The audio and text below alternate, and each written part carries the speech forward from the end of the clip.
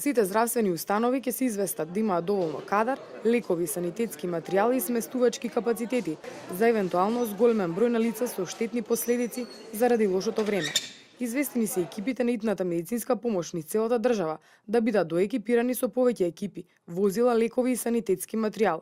Известени се и центрите за јавно здравје да направат кризни штабови со подрачните единици на Центарот за управување на кризи, Црвениот крст, болниците, здравствените домови и да превземат мерки на своето подрачје.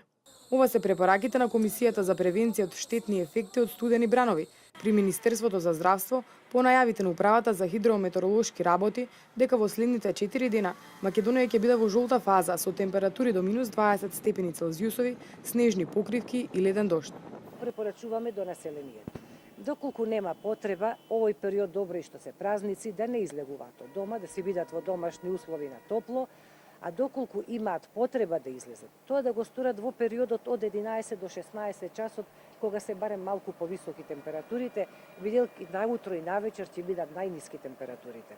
Ако излезат, да тоа биде краток престој од 1 час, максимум до час и половина, се разбира да си носат топла облека, да бидат заштитени, топли напитоци и по можност обувки кои што не лизгаат да спречиме скршеници. Очекуваме и голем наплив на скршеници токму поради ова време. Донесен е и заклучок патронажната служба во соработка со службите од Министерството за труд и социјална политика, Црвен крст да ги посетат сите лица кои што живеат сами, дури не започнал студениот бран, да им достават храна, лекови и огрев.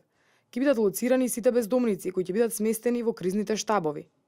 По вчерашниот состанок на Управувачкиот комитет за справување со кризи, сите надлежни институции се подготвени за поларниот бран од Сибир, кој го најави Управата за хидрометеоролошки работи.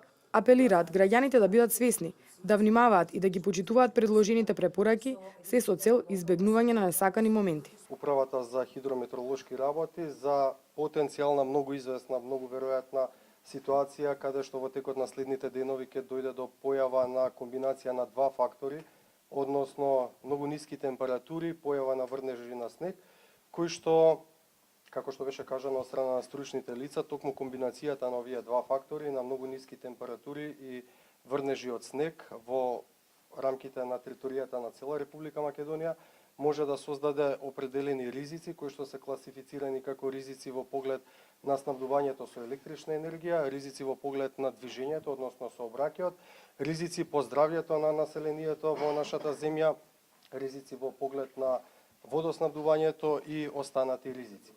Токму поради ваквите најави, ЕВН ќе формира и тимови кои ќе бидат со зголемена мобилност и готовност за реакција во случај на нарушување на системот за снабдување со електрична енергија. Воедно надлежните апелираат до сите граѓани, доколку немаат потреба да не патуваат за време на викендот, а сите транспортери кои можат да ги одложат транспортните рути тоа да го сторат. И од јавното претпријатие Македонија Пат се подготвени за поларниот бран кој се најавува. Вела дека службите се распоредени на 37 пунктови на цела територија и деноноќно дежураат со втор степен за зимско одржување.